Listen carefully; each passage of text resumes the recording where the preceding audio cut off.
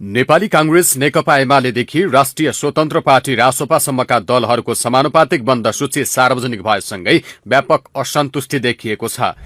ससुरा, श्रीमती, छोरी, ज्वाइँ, भान्जादेखि पीएसम्मलाई समेटेको आरोप खेपिरहेका दलहरूको भीड़मा नेपाली कम्युनिष्ट पार्टी नेकपाको बन्द सूची भने अपवाद बनेको छ। 17 वाम घटक र नागरिक उन्मुक्ति पार्टीको सहकार्यमा बनेको नेकपाले निर्वाचन आयोगमा बुझाएको समानुपातिक बन्द सूचीमा नातावाद, कृपावाद र परिवारवादको छाया नदेखिएको भन्दै चर्चा भइरहेको हो। कुनै समय बुहारी र छोरीलाई उम्मेद्वार बनाएको भन्दै चर्को आलोचना खेपेका नेकपाका संयोजक पुष्पकमल दाहाल प्रचण्डले यसपटक भने आफ्ना विगतका कमजोरीलाई सच्याएको संकेत दिएका छन्। नेकपाको बन्द सूचीमा जेन्जीदेखि नयाँ अनुहारसम्मको सन्तुलित उपस्थिति देखिन्छ। लामो समयदेखि राज्य र केन्द्रको राजनैतिक पहुँचबाट टाढा रहँदै आएका सुदूरपश्चिम र कर्णाली प्रदेशको सशक्त प्रतिनिधित्व सूचीको अर्को प्रशंसनीय पक्ष बनेको छ।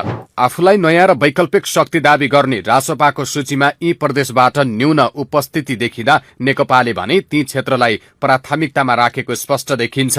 दलको नेतृत्वमा पुराना अनुहार रहे पनि उम्मेद्वार चयनमा युवाहरूलाई अघि सार्ने प्रयास गरिएको छ। विभिन्न राजनैतिक दलसँग एकता गरेर बनेको नेकपाले अब अन्य दलहरूसँग पनि सहकार्यका लागि खुल्ला आह्वान गरेको छ। तोकिएकै समयमा निर्वाचन हुनुपर्ने अडानसहित नेकपामा चुनावी उत्साह बढ्दो देखिन्छ। शहर बजारमा जे हो हल्ला छ त्यस्तो चाहिँ होइन। जनतामा अहिले पनि नेपाली कम्युनिस्ट पार्टीप्रति र हामीले गरेको पार्टी एकताको चाहिँ प्रक्रियाप्रति सकारात्मक भाव छ। अहिले बन्द सूचीका बारेमा कांग्रेस, एमाले र रासोपा लगायतका दलहरूको चर्को आलोचना भइरहेको छ। कांग्रेसका नेताका छोराछोरी र ससुरा, एमालेमा अध्यक्ष ओली निकटका र रासोपामा सभापति रवि निकटका र धरौटी बुझाइदिने र सेलिब्रेटीलाई मात्र समेटिएको भन्दै उनीहरूको तीव्र आलोचना भइरहेको छ।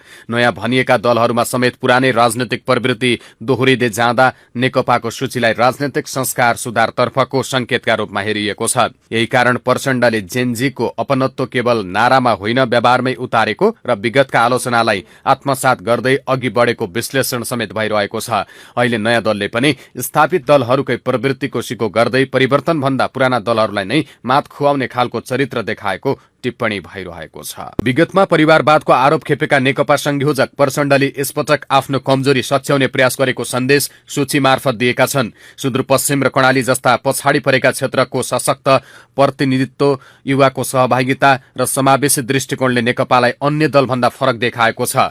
राजनैतिक दलहरूका लागि निर्वाचन शुद्धिकरणको अवसर पनि हो, तर अधिकांश स्थापित र नयाँ भनिएका दलहरूले बन्द सूचीलाई आफ्ना र खल्तीका मान्छे भर्ती केन्द्र बनाएर लोकतन्त्रकै उपहास गरिरहेका छन्। यस्तो अवस्थामा नेकपाले देखाएको यो शैली यदि इमान्दार प्रयास हो भने यसले परिवारवादको ओत लागेर राजनीति गर्नेहरूका लागि ठूलो धक्का दिने निश्चित छ।